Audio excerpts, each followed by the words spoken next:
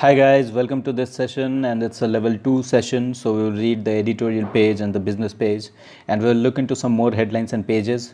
But all of you must have seen this new template of the newspaper. It's a bit weird, but I think slowly we'll grow habituated to this and we will start liking this. But right now at the beginning I just don't like it. और देखो इन्होंने क्या किया है, editorial page का अब नाम भी बदल दिया है और इसको क्या कर दिया है, HT ओपिनियन. ओपिनियन मतलब नज़रिया. हिंदुस्तान टाइम्स का नज़रिया क्या है, हिंदुस्तान टाइम्स के एडिटर्स के. और आज का देखो, ये जो सबसे पहला ये है, how to vaccinate a billion people. देखो इसको लिखने वाले राइटर कौन है, नंदन नीलेकनी. इनके बारे में मैंने आपको बताया है, ठीक है ना, कि इन्फोसिस जो कंपनी है, इन्फोसिस के ये फाउंडर मेंबर है. और इन्फोसिस कैसी कंपनी है, आईटी की कंपनी है. It's a IT giant and Nandan Nilekani is one of the founder members of Infosys. Okay. And इन्होंने कांग्रेस के टिकट से इलेक्शन भी कॉन्टेस्ट किया था. He contested elections on a Congress ticket but lost from Bangalore South, I believe, and at that time he had a total worth of 5500 crores. This means 5500 crores is his net worth. So and आपने आधार card देखा है, UIADI कुछ इसी तरीके का है, unique identity authority development, कुछ इस तरीके का है इसका. और उसके ये चेयरमैन थे. सो देखते हैं ये क्या कह रहे हैं कि हम लोग 1 बिलियन 1 अरब लोगों को कैसे वैक्सीनेट करेंगे. देखें क्या लिखा है यहाँ पे, इंडियाज़ करंट वैक्सीन सेटअप में नॉट बी एनफ. अभी जो सेटअप है, सेटअप समझते हैं ना आप, जो व्यवस्था है, जो सारा मशीनरी है वैक्सीनेशन का, डॉक्टर्स डिस्ट्रिक्ट लेवल पे, गांव लेवल पे, सारी ये जो चीज़ें हैं, ये जो करंट सेटअप है ये हो सकता है कि काफ़ी ना हो, may not be enough, but the Aadhaar experience can help. लेकिन आधार का जो एक्सपीरियंस है आधार बनाने का, और हमारे पास जो आधार कार्ड है उसके हिसाब से हम काफ़ी मतलब डिजिटल कर सकते हैं उसको आधार नंबर से. सो ये कह रहे हैं कि वो हेल्प करेगा. देखो यहाँ पे क्या लिखा है, our take. Our take means our view, हमारा क्या कहना है इस मुद्दे पे, वो आपका टेक होता है, ठीक है ना. तो द कोविड-19 पैंडेमिक अलर्ट, कोविड-19 के पैंडेमिक का फिर से एक अलर्ट ये न्यूज़पेपर दे रहा है. और देखिए क्या कह रहा है, what is it saying, the infection is spreading both in terms of numbers and geography. Numbers पे भी बढ़ रहा है और ज्योग्राफिकली भी बढ़ रहा है, मतलब अब गाँव में भी फैल रहा है, एरिया भी बढ़ रहा है. तो दोनों के टर्म्स में ये इन्फेक्शन अब बढ़ रहा है. फॉलो प्रोटोकॉल्स, जो प्रोटोकॉल्स हैं, जो सेट ऑफ रूल्स हैं, उनको फॉलो कीजिए. Okay. So today we will go ahead and we will read many articles. We will also read an article on the film page that is about राजकुमार राव. आपको राजकुमार राव, ठीक है ना. अगर ऐसे आपको नाम नहीं पता तो वो गाना याद कर लो, आपको तो याद हो गया होगा अभी तक. Meritocracy is a myth and that is not bad. देखो मेरिटोक्रेसी, डेमोक्रेसी, क्या डेमोक्रेसी कैसे बना है ये वर्ड. देखो क्रेसी का मतलब एक सिस्टम समझ लो, और डेमो का मतलब पॉपुलेशन, मैंने आपको बताया है ना, डेमोग्राफी, ठीक है ना. तो पॉपुलेशन के हिसाब से जो सिस्टम चल रहा है वो क्या हो गया, डेमोक्रेसी हो गया. तो इसी तरह एक है ऑटोक्रेसी, क्या सिस्टम जो ऑटोक्रेट्स के हिसाब से चल रहा है, डिक्टेटर्स के हिसाब से चल रहा है, उसको हम लोग बोलते हैं ऑटोक्रेसी. तो ऐसे सिस्टम जो मेरिट के आधार पे चल रहे हैं, सिर्फ और सिर्फ मेरिट के आधार पे चल रहे हैं, तो बोलता है meritocracy is a myth. The writer क्या बोल रहे हैं कि ऐसे सिस्टम्स जो सिर्फ मेरिट के आधार पे चले, ये एक मिथ है, ये एक मिथ्या है. And that is not bad. और ये भी कह रहे हैं कि और ये बुरा भी नहीं है, कि अगर सारी सिस्टम्स मेरिट पे ना चलते हैं तो ये बुरा भी नहीं है. सो काफ़ी इंटरेस्टिंग बात कह रहे हैं ये. तो अगर आप इसको पढ़ेंगे थोड़ा तो समझ पाएंगे. नरेंद्र मोदी प्राइम मिनिस्टर, देखिए इन्होंने क्या कहा है, We have seen unprecedented restraint and simplicity. Restraint मतलब कंट्रोल, ठीक है ना, लिमिटेशन, ठीक है ना, ठीक है ना, ठीक है ना, बहुत बोलता हूँ ना. We have seen unprecedented restraint and simplicity in our festivals during COVID-19. कोविड-19 के दौरान हमने अपने त्योहारों में ऐतिहासिक कंट्रोल और सिंप्लिसिटी बरता है. सिंप्लिसिटी समझ रहे हैं ना। तो अब जो भी त्यौहार हो रहे हैं उसमें ज़्यादा शोर शराबा, ज़्यादा भीड़ भाड़, ये सारी कुछ नहीं हो रहा है। रेस्टोरेंट में लोग रह रहे हैं, अपने घरों में भी त्यौहार मना ले रहे हैं और सिंप्लिसिटी, सादगी से मना रहे हैं। तो ये चीज़ कह रहे हैं नरेंद्र मोदी। और क्या कह रहे हैं, पीपल आर बीइंग रिस्पॉन्सिबल, लोग जिम्मेवार हो रहे हैं। कुछ लोग लेकिन हैं कह रहे हैं कि मोदी जी आप कुछ भी कर लो, हम नहीं। Now let us look at this. ये एडिटर हैं हिंदुस्तान टाइम्स के, देखते हैं ये क्या कहते हैं। To revive the Congress, Congress को रिवाइव करने के लिए leaders must return to the grass roots, उनको सबसे बेसिक स्तर पे, निचले स्तर पे निकलना पड़ेगा। समझ गए ना। और डेमोक्रेसी में ग्रास रूट्स क्या होता है, देखो ग्रास रूट्स डेमोक्रेसी में क्या होगा। मान लो ये डेमोक्रेसी का स्ट्रक्चर है, तो सबसे ऊपर क्या हो जाएगा आपका, पार्लियामेंट, ठीक है ना। और नीचे में क्या हो जाएगा, ग्राम पंचायत आपका। तो ये सारे ग्रास रूट्स हैं। तो इनको बोल रहे हैं पंचायत स्तर पे, गांव स्तर पे आपको जाना होगा। ऑलराइट, तो इसका एक पैराग्राफ पढ़ के देखेंगे हम, ठीक है ना। तो इससे पहले कि मैं इसका पैराग्राफ पढ़ूँ, आपको थोड़ा मैं दूसरे पेज पे ले जाता हूँ, जो कि वर्ल्ड पेज है। वर्ल्ड पेज का आज कुछ न्यूज़ मैं आपको दिखाता हूँ। Let me show you some news on. देखो सबसे पहले तो ये कोविड है, जिसको मैंने आपको शायद लेवल 1 के वीडियो में भी दिखाया है। फिर ये देखो अमेरिका का एक न्यूज़ आया है, क्या देखो, रेस टेंशंस, यहाँ 2 चीज़ें लिखी हैं। रेस टेंशंस तो नस्लीय टेंशन चल रहा है वहाँ पे, और वायलेंट कन्फ्रंटेशन, जब आप किसी को कन्फ्रंट करते हो तो क्या करते हो, उससे तकरार करते हो, आप उससे बहस करते हो, उससे आर्ग्यू करते हो, उससे लड़ जाते हो। तो यहाँ पे लड़ाई चल रही है, इसीलिए कन्फ्रंटेशन लिख दिया है। 1 killed as protesters rivals clash, protesters और उनके प्रतिद्वंदी क्लैश किए तो 1 लोग मारे गए, ठीक है ना। अब ज़रा ये देखो, probe on Moderna vaccine patents. Moderna vaccine, कोई कंपनी का नाम है मॉडर्ना, तो उसके ऊपर जांच हो गई है, ठीक है ना। आप ज़रा अगर नीचे देखोगे तो यहाँ पे देखो, ये फ़ोटो तो मैंने आपको लेवल 1 के भी वीडियो में दिखाया था, लेकिन अगर इसके नीचे पढ़ोगे तो आपको पता चलेगा कि अच्छा रियो डे जेनेरो में हालत कितनी ख़राब है और पुलिस का क्या क्या होते रहता है, वहाँ का सोशल कंडीशन क्या है, ड्रग गैंग्स कैसे काम करते हैं। तो दिस यू कैन, ये आपके जीए में नहीं पूछा जाएगा, बट दिस विल बिल्ड, इसको मैं क्या कहूँ आपको, ये आपको दुनिया के बारे में थोड़ी जानकारी देगा। और थोड़ी जानकारियों से कहानियाँ बनती हैं, और कहानियाँ याद रहते हैं, फैक्ट्स नहीं। अफगानिस्तान प्रेसिडेंट घनी forms council for peace deal with Taliban. ये न्यूज़ पढ़ोगे तो आपको पता चलेगा अफगानिस्तान के प्रेसिडेंट हैं घनी साहब, और इन्होंने एक काउंसिल बनाया है, किस चीज़ के लिए, तालिबान के साथ शांति समझौता के लिए। ऑलराइट, जरा सा आप ये न्यूज़ अगर इधर थोड़ा सा देख लिए। Statue of Canada's first PM toppled in anti police march. Canada में भी एंटी पुलिस मार्च हो रहा है, और वहाँ पे क्या कर दिया इन्होंने, टॉपल कर दिया। तो देखो, जहाँ चाइना का न्यूज़ देखोगे वहाँ उसके कैपिटल का न्यूज़ देखोगे। यहाँ पे कनाडा टोरंटो, यहाँ पे बीजिंग, ओके।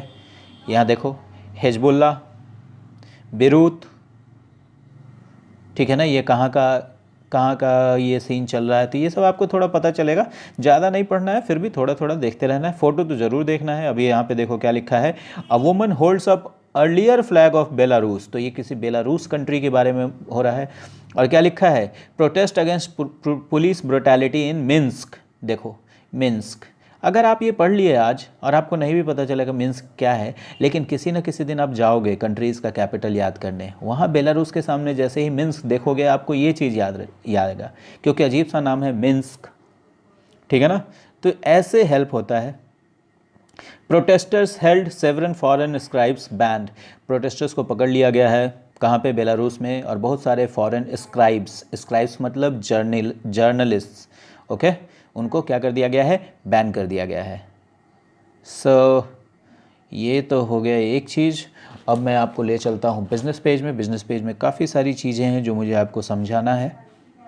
ये देखो आप, सबसे पहला क्या लिख रहा है, banks stare at dwindling assets. मैंने आपको ये चीज़ बताया है, India is staring at a defeat, मतलब इंडिया की हार निश्चित है और बस इंडिया हार का इंतजार कर रहा है। Banks stare at dwindling asset quality as moratorium ends. ये मोराटोरियम मैंने आपको बताया था ना, सरकार ने जो रिलीफ दिया था इंटरेस्ट पे करने के लिए लोन्स पे, उसी को हम लोग मोराटोरियम बोलते हैं, ठीक है ना। तो मोराटोरियम का मतलब रिलीफ, लोन का इंटरेस्ट पे करने के लिए।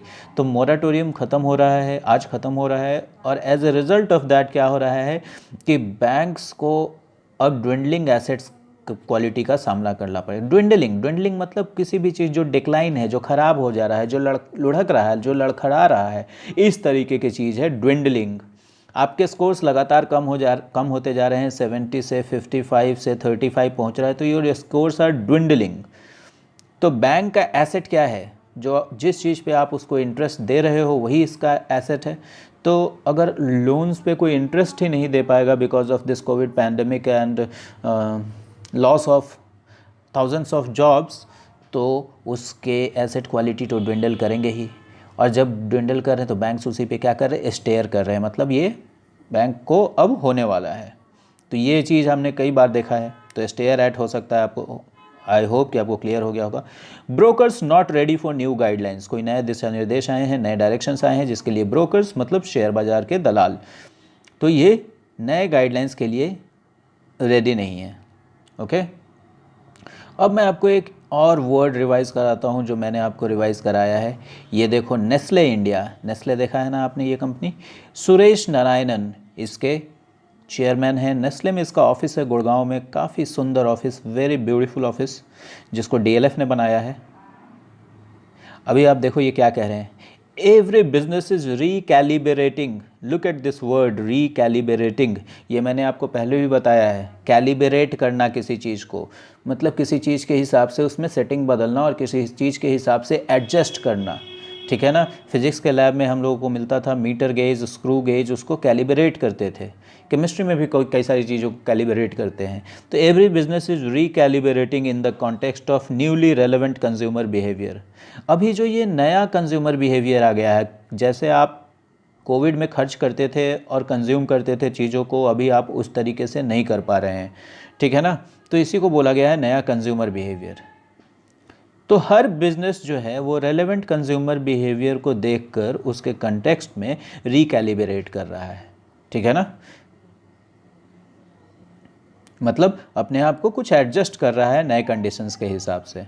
Alright, so now let me move back.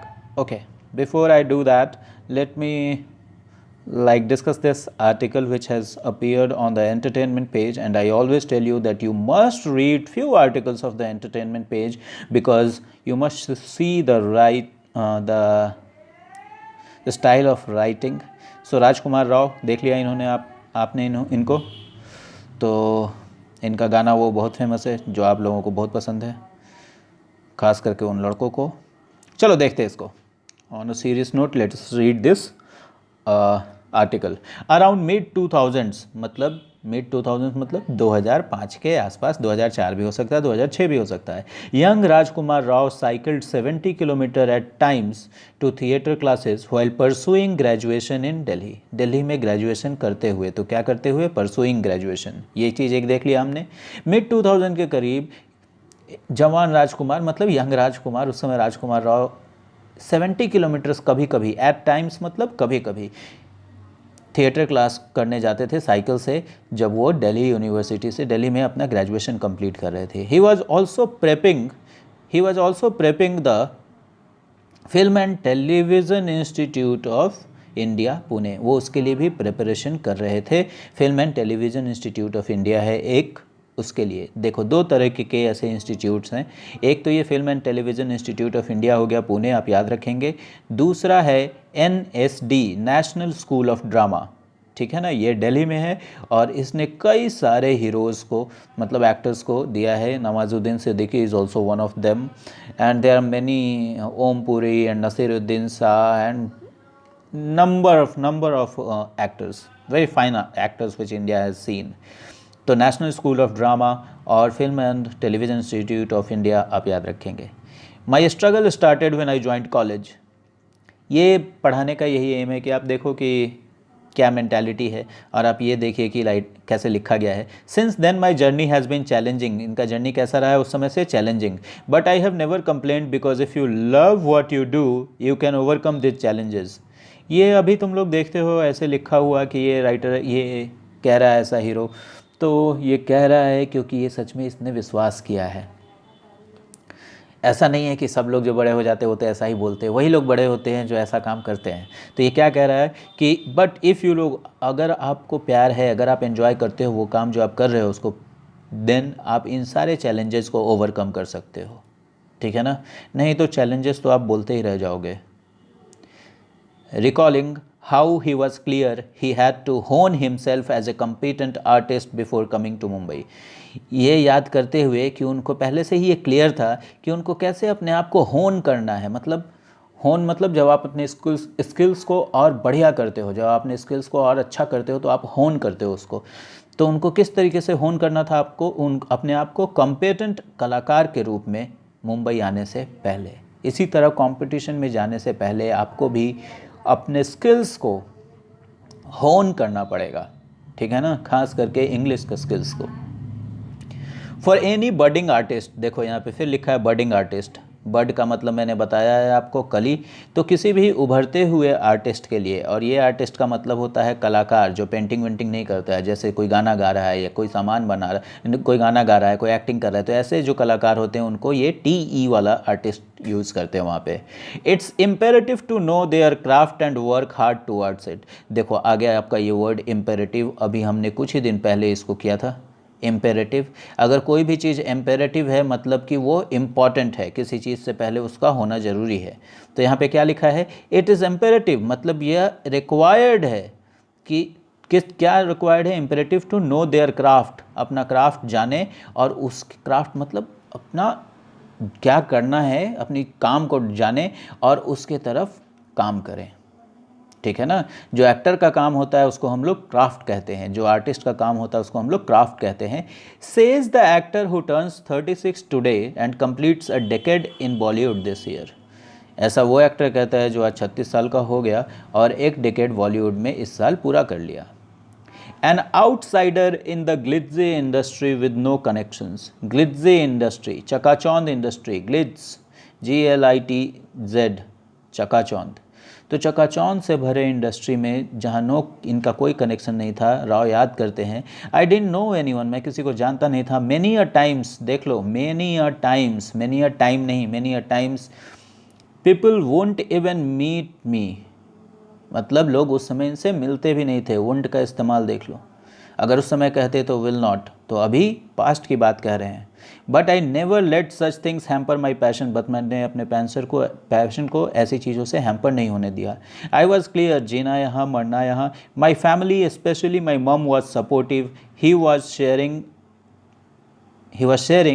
He had weak moments too. कभी कभी ऐसे भी मोमेंट्स आए जब ये कमज़ोर पड़ गए, जब इनको घबराहट हुई, जब ये थोड़ा निराश हो गए, but maintain the positive outlook, लेकिन ओवरऑल आउटलुक जो है पॉजिटिव रखा, पता था कि कहाँ पहुँचना है। इसी तरह आपके साथ भी होगा तैयारी में, sometimes you will have week moments, but overall outlook हमेशा पॉजिटिव रहना चाहिए, आपको कहाँ पहुँचना है ये पता होना चाहिए।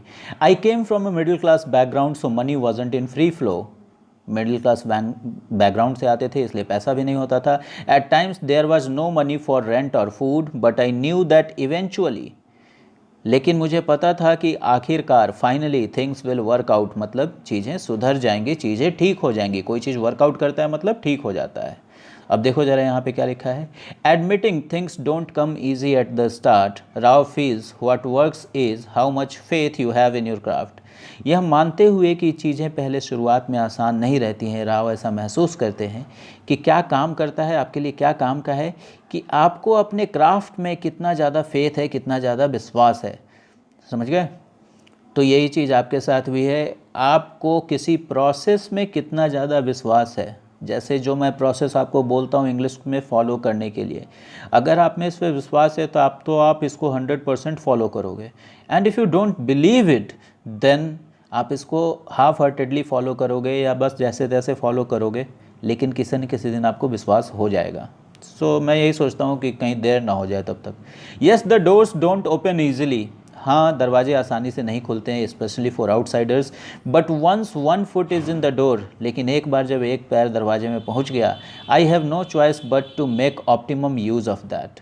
देखो फिर ऑप्टिमम यहाँ पे आ गया, ये हमने कहाँ देखा था, SBI PO के PT के सेट में देखा था। एक पाँव जब दरवाजे के अंदर पहुंच गया तो मेरे पास और कोई रास्ता नहीं है बल्कि उसका मैक्सिमम यूज़ करूं मैं। So the mantra is be at it. So मंत्र क्या है कि बने रहो, टिके रहो। Ask about his birthday plans and Rao says no special plans. Patralekha, she is an actress also, she has worked with him in one of his movies जिसका नाम है सिटी लाइट्स, अच्छी मूवी है। तो Patralekha plans to bake a cake, वो एक cake बनाना चाह रही है, केक को बेक करेगी। I am not a party person, मतलब इनको पार्टी ज़्यादा पसंद नहीं है। So guys let me see the time, it's already 20 minutes, so I think that will be all for today. You also keep reading, keep enjoying your day and keep learning.